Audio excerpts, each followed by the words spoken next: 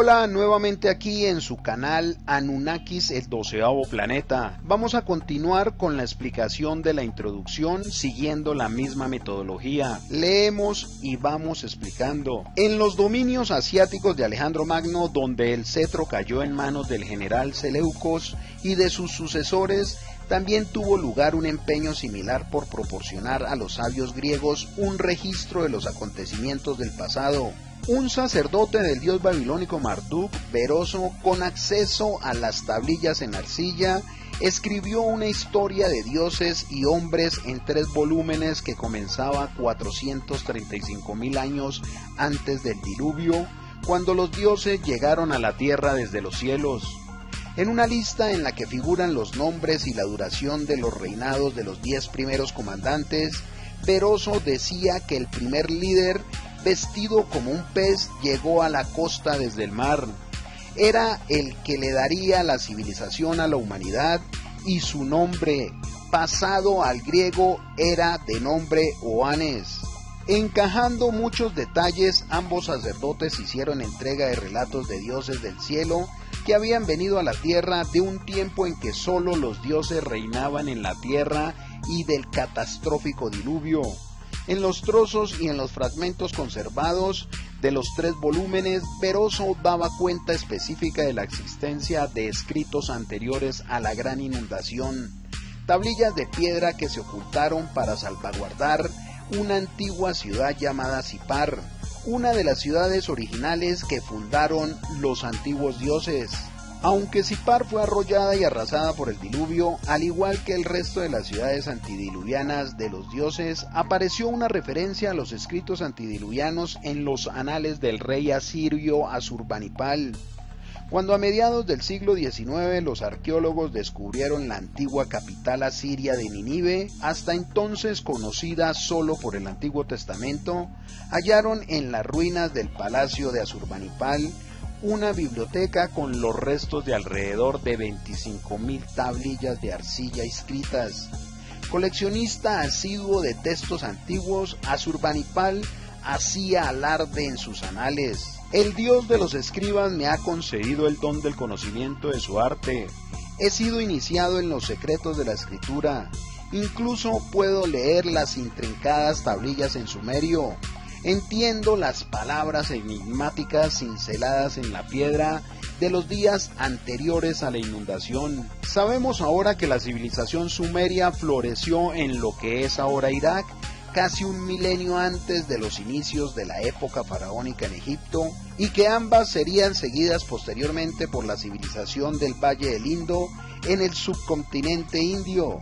También sabemos ahora que los sumerios fueron los primeros en plasmar por escrito los anales y los relatos de dioses y hombres, de los cuales todos los demás pueblos, incluidos los hebreos, obtuvieron los relatos de la creación de Adán y Eva, Caín y Abel, el diluvio y la torre de Babel, y de las guerras y los amores de los dioses, como se reflejaron en los escritos y los recuerdos de los griegos.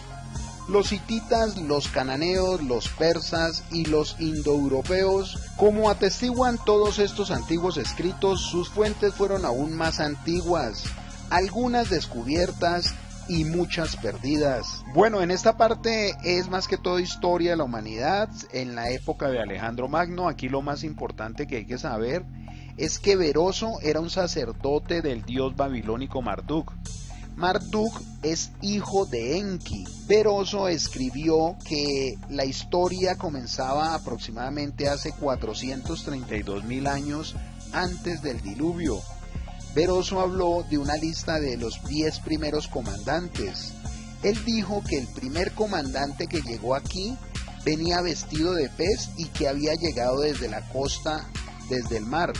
Si recordamos en la introducción anterior, los Anunnaki llegaron al Golfo Pérsico, amerizaron en esa parte. Él también dice que este comandante que vestía en forma de pez fue el que le dio la civilización a la humanidad, y su nombre, el nombre de este en griego era Oannes, pero Oannes también es el mismo Enki. Aquí tenemos que tener una mente muy abierta y miremos que el primer dios que habla acá de que llegó vestido como un pez, pues muchas veces hay que pensar en los papas que tienen una mitra, un gorro, un turbante, lo que sea en la cabeza, y ese turbante o eso tiene muy parecido a la forma de la cabeza de un pez. Entonces, de pronto por algo es que en el caso de la Iglesia Católica utilizan esa mitra, ese gorro o ese turbante en forma de pez. Bueno, yo les voy a decir que el primero que llegó a la tierra no fue Enki. El primero que llegó a la tierra se llamaba Alalú. Alalú, adelantándoles algo, Alalú peleó con el dios de Nibiru por la hegemonía de Nibiru. Bueno, también les adelanto que Alalú peleó con Anu aquí en la tierra. Alalú quedó muy mal herido y Anu dio la orden de que llevaran a Alalú para que muriera en Marte. Cuando muriera, que pues le hicieran un entierro digno a uno que fue rey de Nibiru, porque Alalú fue también rey de Nibiru. Se cree que la cara de Marte es donde está enterrado Alalú.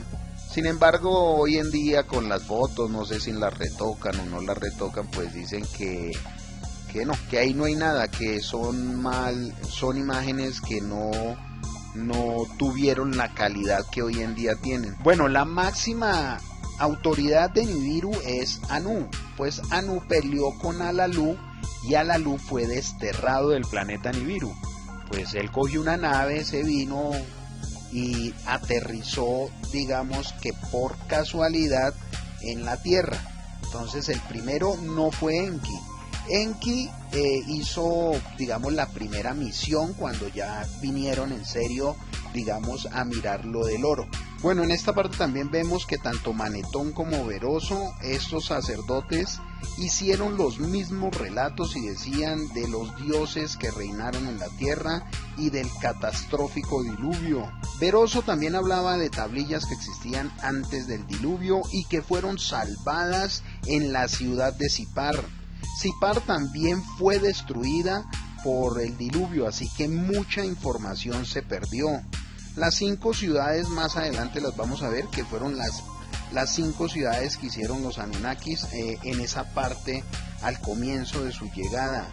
Habla también sobre la biblioteca de Asurbanipal, que ya la habíamos tratado en la introducción anterior, y donde Asurbanipal hacía alarde de sus anales. Asurbanipal dice que aprendió a escribir y entendió lo escrito en las tablillas sumerias, ¿sí? Le fue dado como el don o el estudio que hizo, pues le dio para poder descifrar y leer esas tablillas. Ahora, mediante todo eso, sabemos que esa civilización floreció en lo que es Irak. Después de Irak floreció Egipto, y después de Egipto floreció la civilización en el Valle del Indo. Bueno, a través de todos esos estudios, tanto de Manetón como Beroso, ya sabemos ahora que los sumerios fueron los que plasmaron los escritos sobre Adán y Eva, Caín, Abel, el diluvio, la Torre de Babel, las guerras entre los dioses, los amores entre los dioses, pues prácticamente toda la historia que había sucedido pues antes del diluvio. En esta parte también hay que tener la mente muy abierta y hacer correlaciones. Si analizamos lo que dijo Manetón y lo que dijo Beroso, pues prácticamente es lo que dice la Biblia en el Antiguo Testamento. Pero la Biblia, pues desde mi punto de vista y desde muchas personas también, pues ha sido manipulada y colocan lo que le ha servido a ellos, respetando la religión de cada cual. El volumen de estos primitivos escritos es asombroso. No miles, sino decenas de miles de tablillas de arcilla se han descubierto en las ruinas del Oriente Próximo de la Antigüedad. Muchas tratan o registran aspectos de la vida cotidiana, como acuerdos comerciales o salariales de los trabajadores o registros matrimoniales. Otros descubiertos principales en las bibliotecas conforman los anales reales. Otros más descubiertos en las ruinas de las bibliotecas de los templos o en las escuelas de los escribas conforman un grupo de textos canónicos de literatura sagrada que se escribieron en lengua sumeria y se tradujeron después al acadio, la primera lengua semita. y más tarde a otras lenguas de la antigüedad, e incluso en estos escritos primitivos que se remontan a casi 6000 años, encontramos referencias a libros o textos escritos en tablillas de piedra perdidos. Entre los hallazgos increíbles realizados en las ruinas de las ciudades antiguas y en sus bibliotecas se encuentran unos prismas de arcilla donde aparece información de los 10 soberanos antidiluvianos y de sus 432.000 años de reinado. Una información a la que ya aludía Veroso, conocidas como la lista de los reyes sumerios y exhibidas en el Museo Ashmolean de Oxford, Inglaterra. Sus distintas versiones no dejan lugar a duda de que las compilaciones sumerias tuvieron acceso a ciertos materiales común o canónico de textos primitivos, juntos con otros textos igualmente antiquísimos descubiertos en diversos estados de conservación. Estos textos sugieren rotundamente que el cronista original de la llegada, así como de los acontecimientos que la predecieron y la siguieron, habían sido uno de aquellos líderes, un participante clave, un testigo presencial. Ese testigo presencial de los acontecimientos y participante clave en ellos era el líder que había amerizado con el primer grupo de astronautas. En aquel momento su nombre epíteto era Ea, aquel cuyo hogar es el agua, y sufrió la amarga decepción de que el mando en la tierra se le diera a su hermanastro y rival, Enlil, señor del mandato. Una humillación que no quedaría suficiente mitigada con la concesión del título Enki, señor de la tierra. Bueno, en esta parte esa historia se entiende muy bien. Lo más importante es cuando Veroso dice que las listas de los reyes sumerios están exhibidas en el Museo de Ashmolean en Oxford, en Inglaterra. El testigo presencial o el relator de eso tenía como nombre o como epíteto Ea, que significa aquel cuyo hogar es el agua. Ea sufrió una amarga decepción porque él supuestamente iba a comandar prácticamente la tierra, pero resulta que llegó su hermano o su hermanastro, más que todo. Era un hermanastro y rival y su nombre es Enlil, el señor del mandato. A Ea le fue cambiado el nombre por el título de Enki, que significa señor de la tierra, pero igual el que tenía o el que mandaba realmente en la tierra, el jefe, el que estaba un escalón por debajo del dios Anu, el de Nibiru, era su primogénito, que era Enlil. Enki también es primogénito de Anu, pero Enlil era el sucesor al trono. Entonces recordemos, Ea es el mismo Enki. Ea cuando llegó y le fue cambiado el nombre a Enki, señor de la tierra, pero no bastó con cambiarle el nombre porque igual el que mandaba en la tierra después era Enlil, su hermanastro. Relegado de las ciudades de los dioses y de su espaciopuerto en el Edén, para supervisar la extracción de oro en el Apsu, África sudoccidental, Ea o Enki fue, además de un gran científico, el que descubrió a los homínidos que habitaban aquellas zonas.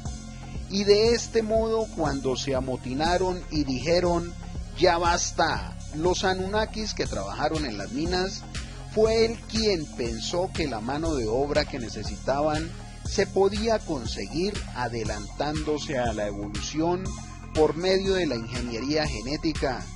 Y así apareció el Adán, literalmente el de la tierra, el terrestre. Como híbrido que era, el Adán no podía procrear, pero los acontecimientos de los que se hace eco en el relato bíblico de Adán y Eva en el jardín del Edén dan cuenta de la segunda manipulación genética de Enki, que añadió los genes cromosómicos extras necesarios para la procreación. En esta parte nos habla que Ea o Enki fue sacado del Edén, que es el mítico Edén que habla la Biblia. ¿Para dónde mandaron a Enki o Ea?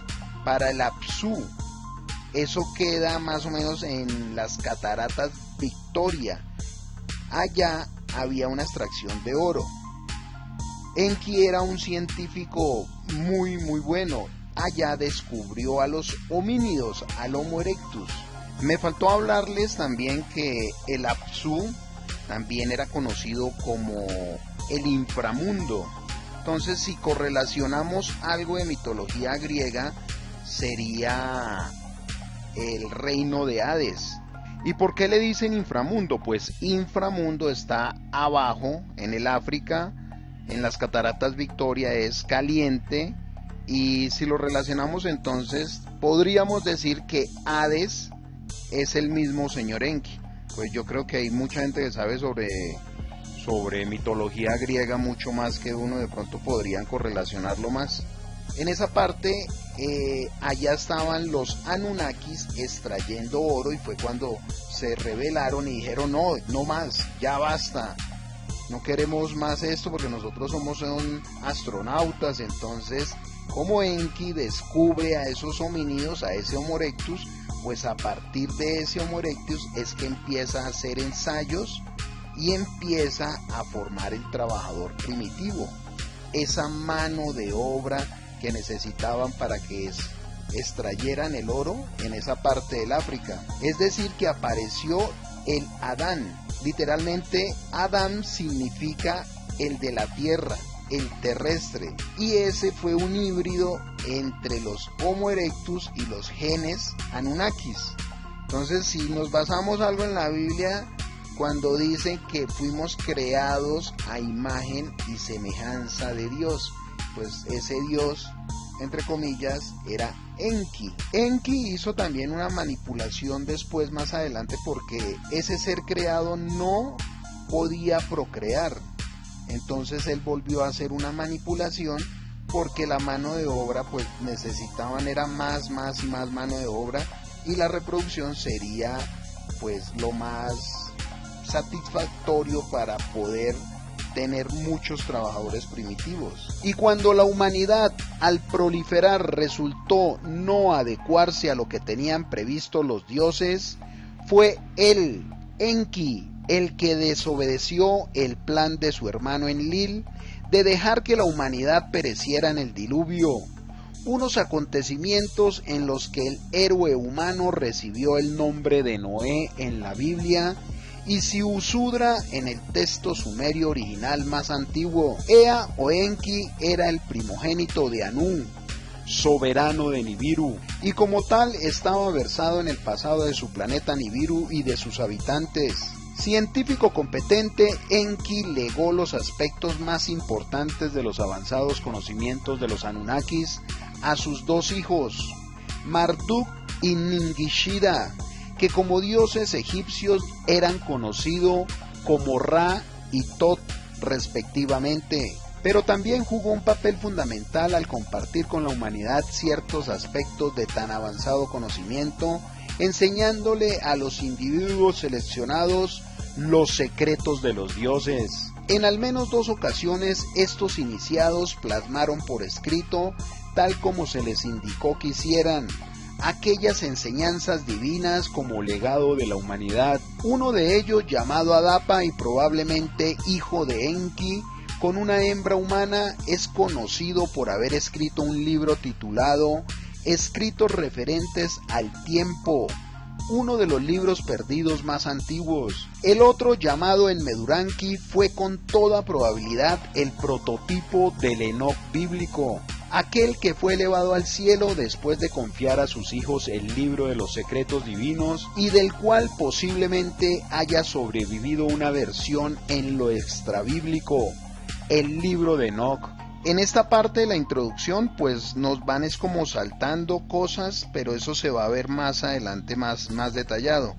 Nos habla que Enki desobedeció a su hermano Enlil, porque Enlil quería prácticamente que la humanidad pereciera. ¿Por qué? Más adelante lo vamos a ver por qué quería Enlil que la humanidad pereciera. Eso fue por el diluvio, ¿sí? Ahí nos habla sobre el mítico Noé, que fue conocido en los textos originales por el nombre de Ziusudra. también llamado Noé como Utapisti. También nos habla de Ea o Enki, que es el primogénito de Anu. Anu es el rey de Nibiru, ¿sí? Habla que Enki tuvo varios hijos, pero que el conocimiento de todo lo que hizo se lo dio a sus dos hijos. A Marduk, ya habíamos hablado, ¿se acuerdan? El dios babilónico Marduk, y a Ningishida, también otro hijo de Enki. Enki tuvo muchos hijos, era terrible, mejor dicho. Y ellos fueron conocidos en Egipto. Marduk era Ra y Ningishida fue conocido como Tot. Recuerden que Tot es el que construyó las pirámides. Más adelante en la historia de la humanidad, tanto Marduk como Ningishida como Enki, ellos le enseñaron a la humanidad, le enseñaron los secretos de los dioses. Mucha información, pero esa información realmente se perdió, la ocultaron, o lo que sabemos es lo que sabemos todo el mundo en la historia que nos cuentan prácticamente en los colegios. Pero aquí ya empezamos a ver. Marduk era Ra, Ningishida, Tot en Egipto. A pesar de ser el primogénito de Anu, Enki no estaba destinado a ser el sucesor de su padre en el trono de Nibiru. Unas complejas normas sucesorias, reflejo de la convulsa historia de los nibiruanos, le daba ese privilegio al hermanastro de Enki, Enlil. En un esfuerzo por resolver este agrio conflicto, Enki y Enlil terminaron en una misión en un planeta extraño, la Tierra, cuyo oro necesitaban para crear un escudo que preservara la cada vez más tenue atmósfera de Nibiru. Fue en ese marco, complicado aún más con la presencia en la Tierra de su hermanastra Niharzan, la oficial médico jefe de los Anunnakis, donde Enki decidió desafiar los planes de Enlil de hacer que la humanidad pereciera en el diluvio. Bueno, en esta parte nos habla de que Enki era primogénito de Anu, pero no era el sucesor al trono, porque habían unas complejas normas sucesorias, eso lo vamos a ver más adelante. El que era el sucesor al trono es Enlil. También nos habla de que la función en la tierra era extraer oro. ¿Y para qué necesitaban el oro los Anunnakis? Para el planeta de ellos. Eso lo vamos a ver más adelante. Ese oro se pulverizaba y era esparcido en la atmósfera de ellos para que pudiera sanar. Hagamos de cuenta algo así como el ozono, pues ellos con ese oro lo utilizaban en su planeta y mejoraban la atmósfera de Nibiru. Nos habla otro personaje que aparece en este momento, es hermana de Enki y Enlil, Niharzan, también conocida como la oficial médico jefe de los Anunnakis, y nos habla de que Enki desafió a Enlil, porque Enlil, ya lo habíamos dicho, quería que la humanidad pereciera, pero Enki no. ¿Por qué quería Enki que la humanidad no pereciera? Pues Enki fue el creador prácticamente de todos nosotros, era como dejar que mataran a todos sus hijos, y entonces por eso se opuso a Enlil. Bueno, vamos a dejar hasta aquí hoy. En el próximo video ya terminamos la introducción y seguimos con la atestación, que fueron las palabras de Endupsar, que fue el escriba maestro, hijo de la ciudad de Eridu y que fue sirviente de Enki. Enki fue el que le dictó todo para que él escribiera pues lo que estamos estudiando. No olviden de suscribirse al canal y gracias por seguirme.